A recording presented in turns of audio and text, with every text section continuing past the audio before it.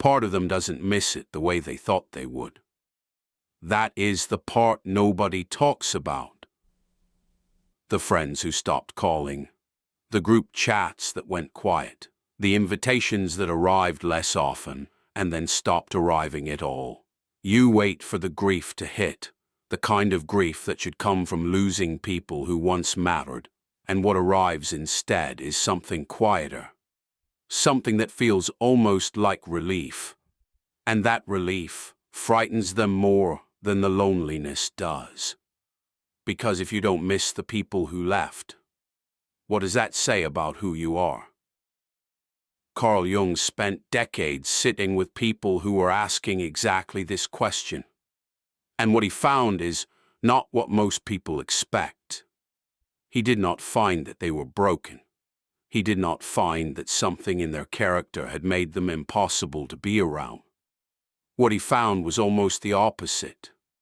He found that the people who ended up most alone in midlife were often the ones who had been most successful at something the world never taught them to question.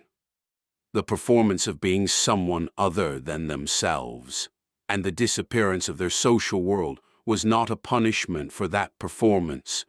It was the first sign that the performance was finally ending. Jung called the process that follows individuation, the lifelong journey of becoming who you actually are, instead of who the world needed you to be.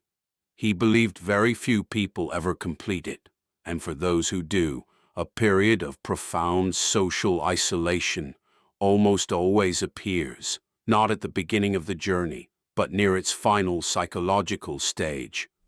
This is not a video about how to make friends. It is not a video about loneliness as a problem to be fixed. It is about what Jung believed the rarest kind of personality actually looks like from the inside, and why its most recognizable feature is not brilliance or strength or wisdom. It is a particular kind of aloneness that arrives before the person is ready for it, and stays until they finally understand what it is trying to show them. Stay with this, because what Jung documented goes much deeper than most people realize, and it begins not with the friends who left, but with the role you forgot you were playing. Part 1. The role you forgot you were playing. Before we can understand why certain people end up alone, we have to understand what most people are doing in the social world without realizing it. Jung observed that from a very early age, human beings learn something that is never explicitly taught. They learn which version of themselves is welcome, not through cruelty, not usually through anything dramatic, through something much more ordinary, through the small adjustments that happen every time a certain kind of behavior is rewarded and another kind is not, through the relief on a parent's face when you stop crying, through the laughter in the room when you make a joke instead of saying what you actually feel, through the way a teacher praises you for the right answer and moves quickly past you when you ask the wrong question. Over time, these adjustments accumulate into something, a version of you that works, a version that gets along, fits in, earns the warmth and acceptance that every human being needs to survive. Jung called this the persona. The persona is not a lie in any simple sense. It is not a mask in the way we usually think of masks, something deliberately put on to deceive. It is more like a shape the self learns to hold in order to function in the world. And for a long time, it works remarkably well. The problem begins not when the persona is formed. The problem begins when the person forgets they are wearing it. And this happens so gradually that most people never notice it happening at all. You become the responsible one, the funny one, the one who holds the group together, who smooths the tension, who makes everyone feel comfortable. You become the person who never brings problems to the table, or alternatively, the person who always has exactly the right kind of problems, the kind that allow others to feel useful without feeling threatened. People organize themselves around this version of you. Relationships form around it. And because the relationships are real, because the warmth is real, because the belonging is real, the question of whether the version of you at the center of all of it is actually you never quite gets asked. Until one day, it does. Jung observed that for certain people, there comes a moment, rarely a single moment, more often a season, when the persona starts to cost more than it returns. When performing the version of yourself that others need begins to feel like weight, rather than simply a way of moving through the world.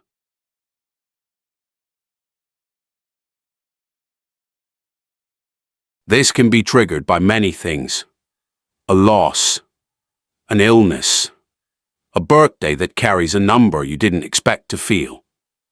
Sometimes nothing external triggers it at all. Something simply shifts. A quiet internal refusal. A part of you that has been patient for a very long time finally stops being patient. And when that happens, the social world around you begins to respond. Not because you have become cruel or cold or difficult, but because the version of you that the social world was organized around is changing. And some of the people in that world were there for the version, not the person underneath it. Jung did not call this failure. He called it the beginning of something. But what begins is not what most people expect. Because the first thing that goes is not the friendships. It is something more subtle than that. And once you see it, you cannot unsee what disappears first. The first thing that goes is the ease. Conversations that once felt natural start to require effort.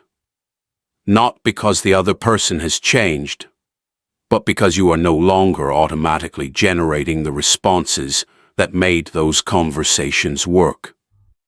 You used to know exactly what to say. You knew what was expected, what would land well, what would keep the warmth in the room, and now there is a pause, a moment of something that feels like blankness where the automatic response used to be. This is disorienting in ways that are difficult to explain to anyone who hasn't experienced it. Because from the outside, nothing has changed. The same people, the same conversations, the same rituals that once felt like home. And from the inside, a growing sense that you are no longer quite present in them. That you are somewhere behind your own eyes, watching yourself perform a role that no longer fits who you are becoming. Social gatherings begin to feel like a particular kind of exhaustion. You can't explain to anyone because it doesn't make logical sense. You are surrounded by people who care about you, people you genuinely like, and you leave feeling more alone than when you arrived. Jung described this as the beginning of the separation between the authentic self and the persona. And he was careful to point out that this separation is not something a person chooses in any direct way. It is something that happens to them. The self begins to assert its own weight. The distance between who you are performing and who you actually are becomes too large to maintain without noticing. And in that space between the persona and the self, something uncomfortable lives. The recognition that a significant portion of the connection you have built in your life was built around a version of you that may not have been fully real. This recognition does not arrive as an insight that can be processed and set aside. It arrives as a feeling. A low, persistent feeling that something is structurally wrong with the life you have assembled. Not in any way you can easily point to, but at the level of whether the person at the center of it is actually you. Jung observed that most people, when this feeling arrives, immediately try to fix the relationships. They try harder, they reach out more, they attempt to regenerate the warmth, by returning to the performance.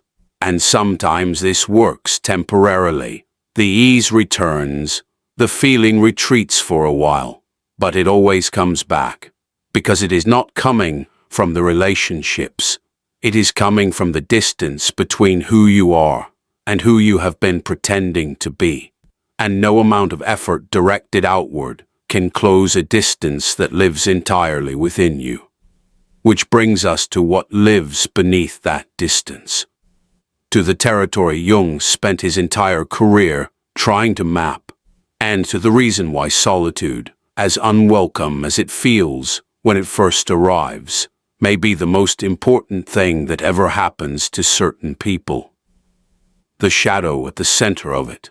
When the social world quiets down and the performance slows, something becomes available that was never available before. Not peace, not clarity, not the gentle self-knowledge that books about solitude tend to promise.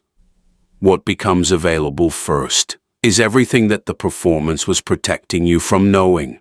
Jung called this the shadow. The shadow is not the dark side of the personality in any dramatic sense. It is not hidden evil. It is something much more ordinary and much more universal than that. The shadow is simply everything that didn't fit the persona. Every emotion that was too large or too complicated to bring into the social world. Every ambition that didn't align with the role you were performing. Every fear that would have disrupted the image you needed to maintain.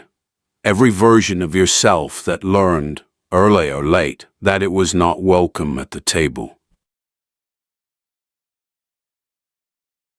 These things don't disappear when they are excluded. They move underground.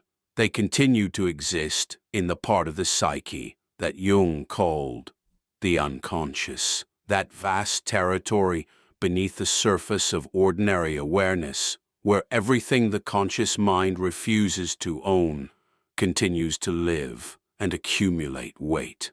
And when the social world quiets, when the performance slows, when the invitations stop coming, when the phone stays silent for longer and longer stretches, the shadow begins to surface.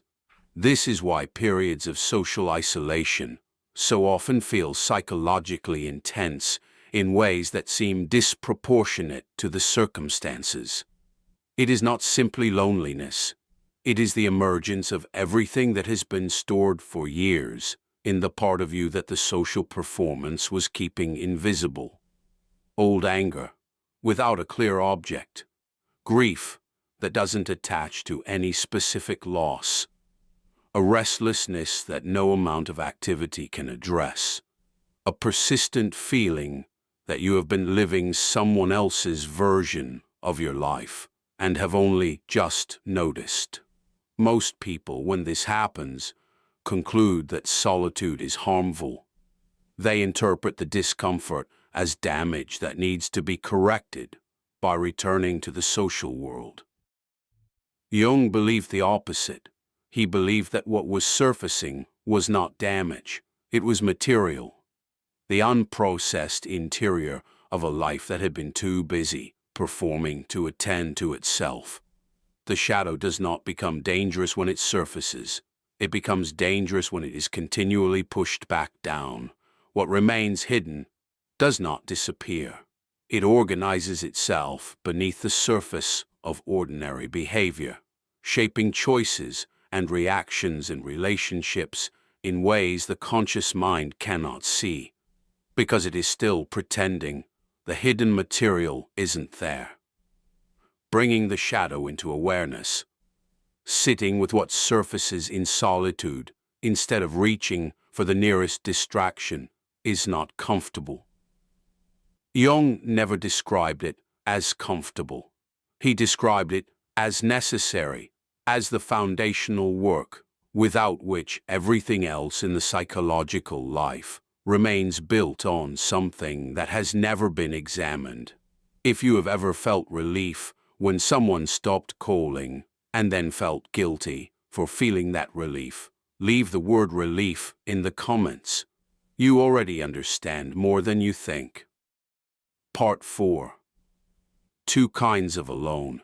Not everyone who ends up socially isolated is moving through the same thing. This is the distinction most often missed by people who encounter Jung's ideas about solitude and individuation and quietly use them to construct a flattering story about their own withdrawal. There are two fundamentally different kinds of aloneness. They can look identical from the outside. They can feel similar in the early stages, even from the inside. But they are moving in entirely opposite directions. The first kind arrives because something is growing. The old social containers have become too small for the person who is emerging. The relationships that fell away were organized around a version of the self that is dissolving. The solitude is uncomfortable in the way any genuine process of change is uncomfortable. Not because it is harmful, but because it is real. Things are moving. Questions are surfacing that feel important even when they are difficult. There is a quality of forward motion, even when that motion is hard to see. The second kind arrives because something has been wounded and has decided to protect itself. The social world became painful. People disappointed or hurt or failed to see the person in the ways they needed to be seen. And the withdrawal was not a movement towards something. It was a movement away, a defended space, a wall built with very good philosophical decoration. Books about introversion, ideas about selectivity, a cultivated sense that the social world was simply too shallow for a person of this depth. Jung was not dismissive of the second kind. He understood the real pain underneath it, but he was unambiguous about what it produces over time. Isolation driven by self-protection does not do the work of genuine solitude. Because genuine solitude requires honesty with oneself, and self-protective isolation is, at its core, a sophisticated way of avoiding exactly that honesty.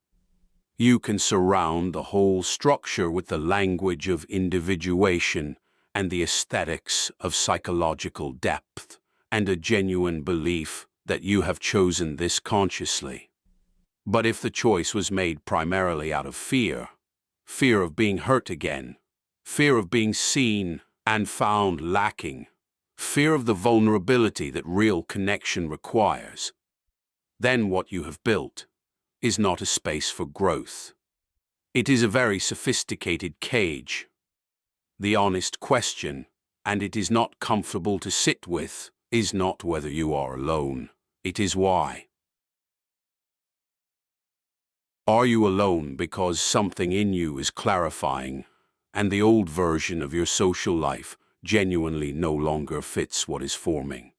Or are you alone because staying alone means nobody can reach the parts of you that are still raw and unresolved? Jung suggested that the answer to this question is already known, on some level, by the person asking it. The unconscious always knows the difference between genuine solitude and sophisticated avoidance. The only question is whether the conscious mind is willing to stop arguing with what it already knows. And here is where Jung's own life becomes the most important evidence in this entire conversation. Because he did not just theorize about this, he lived it in a way that most of his biographers mention briefly and then move past. A way that changes everything about what the rarest personality actually looks like from the inside. The 6 years nobody talks about. In 1912, Carl Jung was at the peak of his professional life. He was one of the most respected psychologists in Europe. His practice was full. Sigmund Freud had publicly identified him as the future of psychoanalysis. He had standing, colleagues, community, an entire intellectual world organized around his participation in it. Then it collapsed. The break with Freud was not simply a professional disagreement. It was the dissolution of an entire world. The colleagues who had been friends chose sides. The community scattered. The invitations stopped. And the man who had stood at the center of modern European psychology found himself standing almost entirely alone. What Jung did next is the part of his biography that gets mentioned briefly and then moved past quickly, because it does not fit the narrative of the brilliant mind, marching steadily toward its greatest contributions. He did not rebuild, not immediately, not professionally, not socially. He withdrew to his home on Lake Zurich and entered nearly 6 years of what he later described as profound psychological uncertainty. He built stone towers by the water with his own hands. He painted. He filled journals with dreams and symbolic imagery and written conversations with figures that emerged from his own unconscious. He descended, deliberately and with remarkable courage, into the interior territory that his own theories had begun to map, but that he had never fully entered himself. It was not peaceful. Jung was explicit about this. He described feeling crushed by an inner pressure he could neither explain nor escape. He described moments when the boundary between his inner world and ordinary reality became frighteningly thin. He described genuine uncertainty about whether he was witnessing his own psychological dissolution or the beginning of something he did not yet have language for. This was not a man serenely embracing solitude. This was a man enduring it, remaining with it, not because it felt meaningful, but because something in him understood, even when everything else was uncertain, that escaping it would cost more than staying. And from those 6 years, from that long, uncertain, socially isolated, professionally unmoored period, emerged almost everything we now associate with Jung's most important contributions: the shadow, individuation, the concept of the self, the understanding of the unconscious as not simply a repository of repressed material, but as an active, generative territory with its own intelligence and its own direction. None of it was born while he was admired and surrounded. All of it was born while he was alone and uncertain, and could not have told you with any confidence how it was going to end. This matters for a specific reason, because the thing this video's title is pointing toward, the rarest personality, the one that eventually has no friends, does not arrive feeling like achievement. It arrives feeling like loss. Multiple losses. The familiar social world, the persona that organized that world, the certainty about who you are and where you belong and what your life is supposed to look like from the outside. It arrives exactly the way it arrived for Jung. Not as enlightenment, as collapse, followed by uncertainty, followed by eventually and unpredictably something that could not have been reached any other way. And then, and this is the part that almost never gets told, something returns, not what was lost, something entirely different, something smaller in number and immeasurably larger in quality. The ones who return. Jung did not stay alone, not ultimately, not permanently, after the 6 years.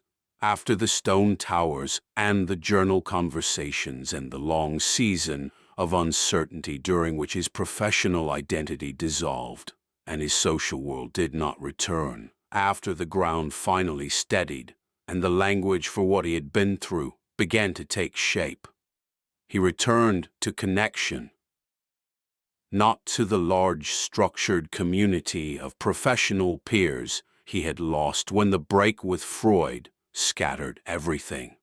That version never came back, and Jung did not seem to want it back. What he returned to was something far smaller in number and far larger in quality. He had Tony Wolfe, who understood the interior dimensions of his work at a depth that almost nobody else in his life was capable of.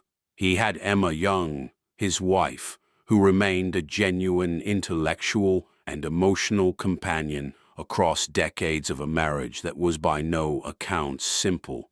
He had Aniela Jaffe, who worked closely with him in his final years and helped him give shape to the autobiographical reflections that became memories, dreams, reflections. These were not casual connections. They were not the kind of relationships that form when two people happen to occupy the same social space at the same time and find each other convenient. Jung had a word for this kind of connection: Seelenfreundschaft, soul friendship. And the way he described it makes clear that he considered it categorically different from ordinary social companionship in a way that most people never experience, and some people spend their entire lives describing without ever quite accessing. Soul friendship is not built on shared history. It is not built on proximity or habit or the comfort of familiarity. It is built on something much harder to manufacture and much harder to lose. It is built on being genuinely seen, not the version of you that is easy to know, not the persona, not the performance, not the presentation that has been refined across years of social experience to be acceptable and unthreatening and easy to be around. The actual interior of you, including the parts that are still unformed, including the parts that are uncertain and unresolved and not yet ready to be described in any clean way, including the parts that only became visible during the long period of aloneness that preceded this connection. Jung wrote that the meeting of two personalities is like the contact of two chemical substances. If there is any reaction, both are transformed. That transformation is what distinguishes soul friendship from social connection. Ordinary connection leaves you largely as you were. Soul friendship changes the shape of something inside you, and you change the shape of something inside the other person. And neither of you can fully predict what will form from the contact. This kind of connection is rare, not because it requires extraordinary people. It requires people who have done enough interior work to show up as themselves, rather than as the most acceptable version of themselves. And that interior work, the shadow work, the confrontation with what the persona was protecting, the long season of aloneness in which the performed self dissolves and something more fundamental emerges, that is precisely what makes this kind of connection possible. The contraction of the social world is not the end of connection. It is the end of a particular kind of connection. The kind that was organized around the persona rather than the person. The kind that required careful management of how much of yourself you revealed and in what sequence and to what degree. The kind that gave you the warm sensation of belonging without ever quite giving you the experience of being known. What becomes possible after that contraction, for the people who stay in it, rather than rushing to fill the space with new versions of the same thing, is something that actually reaches you. Not many connections. Jung himself did not have many. But the ones he had were the kind that, as he described it, transformed both people through the contact, the meeting of two real people, not two performances managing each other, not two personas keeping each other comfortable, two people who have been through enough to have run out of the energy required to be anything other than what they actually are. That kind of meeting does not require a crowd. It does not require frequency. It does not require any of the things the ordinary social world tells us connection is made of. It requires only that both people have become through whatever their particular path demanded, genuinely themselves. But before we arrive there is one final misunderstanding that needs to be addressed, because it is the misunderstanding that undoes everything.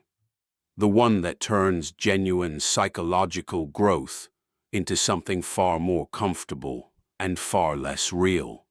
The trap that waits at the end. There's a story that begins to form in the space created by everything this video has described.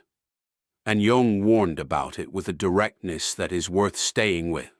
A person hears everything about individuation, about the persona dissolving, about the social world contracting, about the shadows surfacing in solitude, about the rarest personality being the one that eventually has no friends, and quietly, without fully noticing it happening, they begin constructing a flattering narrative. In this story, the absence of friends becomes evidence of depth. The loneliness becomes proof of having outgrown the people around them. The social isolation is interpreted not as a difficult season to be moved through, but as a destination, the visible sign that they have reached something others have not. Jung called this ego inflation. The moment genuine psychological insight gets quietly annexed by the very ego it was supposed to transform. The old persona dissolves, as it must. But instead of making space for the actual self to emerge, the spaces immediately fill with a new persona. One built around the identity of being more awakened, more conscious, more psychologically sophisticated than the people who were left behind. This is not individuation. It is individuation as costume. And the tell, Jung suggested, is in the quality of what the solitude produces over time. Real psychological growth, the kind that comes from genuinely engaging with the shadow, rather than simply enduring the circumstances that forced it to surface, is surprisingly quiet. It does not generate a growing sense of superiority. It does not require an audience for its depth. It does not sharpen the case for why other people are the problem. What it produces instead is something much less dramatic and much more real. A different relationship with your own inner life. A capacity to be alone without reaching immediately for escape. A diminishing need for your identity to be constantly reflected back through other people's attention and approval. Less fear of missing out. Less anxiety about whether the life you are living looks successful from the outside. And perhaps most recognizably, a different relationship with the people who drifted away. You no longer need to blame them. You no longer need to blame yourself. You recognize that some relationships belong to a chapter of your life that has ended. That they were real and meaningful while they lasted. That the person you were when those relationships were formed was also real, not a fraud, not a performance in any simple sense, just a version of you that was doing the best it could with what it understood at the time. And that version had to change. Not because it was wrong, but because it was incomplete. Because you are not finished. Because the process of becoming yourself, which Jung called individuation, is not a destination that can be reached and then held. It is a direction, a lifelong orientation toward greater honesty about who you actually are, what you actually need, and what you are actually here to do. The rarest personality is not the one with the fewest friends. It is the one that no longer needs friendship to prove its worth, yet remains fully capable of connection when that connection is real. The one that has stopped abandoning itself in order to belong. The one that has learned, through whatever its particular path required, to stay with itself long enough to find out who is actually there. What remains? There is an image I want to leave with you. A lighthouse does not chase the ships. It does not call out to them, does not ask them to stay, does not wonder what it did wrong when they disappear beyond the horizon. It simply stands where it is, keeps its light alive. And because it does, because it remains present and consistent and genuinely itself, the ships that need that particular light, at that particular point on the coast, eventually find their way to it. Not all ships, not even most, but the right ones. Jung spent 50 years trying to understand what it means for a human being to live from that kind of center.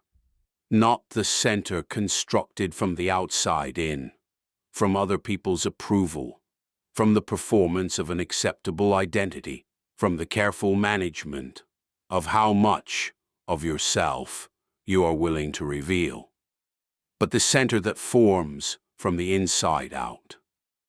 The one that does not require constant maintenance because it is not a performance. The one that does not depend on an audience because it was never built for an audience. He called it the self, with a capital S, to distinguish it from the ego, from the constructed identity that most people spend their lives protecting and defending and taking to be the whole of who they are. The self is what remains when the persona has dissolved. It is what surfaces when the shadow has been engaged honestly, rather than buried again. It is what becomes possible after the long season of aloneness has been endured, with sufficient courage that something genuine has had space to form. It does not announce itself. People who have found it rarely talk about it in the terms that popular culture uses for spiritual achievement. They talk about it as a kind of quietness, a settledness, a sense of being finally at home in their own life, not because the life has become easy, but because the person living it has stopped being a stranger to themselves. The question that opened this video, why don't I have friends anymore, is a real question. It deserves a real answer. But Jung's answer is not what most people are looking for when they ask it. His answer is not that you have done something wrong, or that you have failed at relationships, or that something in your character has made you impossible to be around. His answer is that the question itself may be the beginning of a much more important inquiry. Not why don't I have friends, but who am I becoming in the silence they left behind? Because the people who leave are only part of the story. The person who remains after they leave, the one who endures the discomfort of that silence without immediately filling it, who engages with what surfaces in that silence with honesty rather than pushing it back down, who stays long enough in the uncertainty to let something more genuine form. That person is the story. That is what Jung spent his life trying to understand. Not the rarest personality as a type, as a process, as something that happens to ordinary people who are willing to keep moving toward themselves, even when everything familiar has fallen away, and there is no guarantee of what they will find when they arrive. The final stage was never about ending up alone. It was about becoming the kind of person who is no longer alone inside their own life.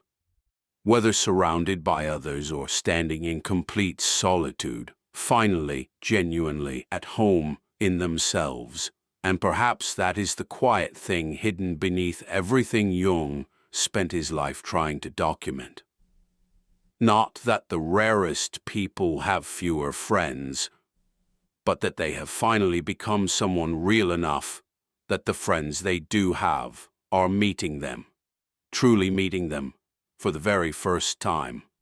If something in this video gave language to something you have been carrying quietly, consider sharing it with someone who may be walking through the same season. Not because this has every answer, but because sometimes the first step is simply realizing you are not the only one asking. And if exploring Jung's ideas in this way resonates with you, The next conversation is already waiting.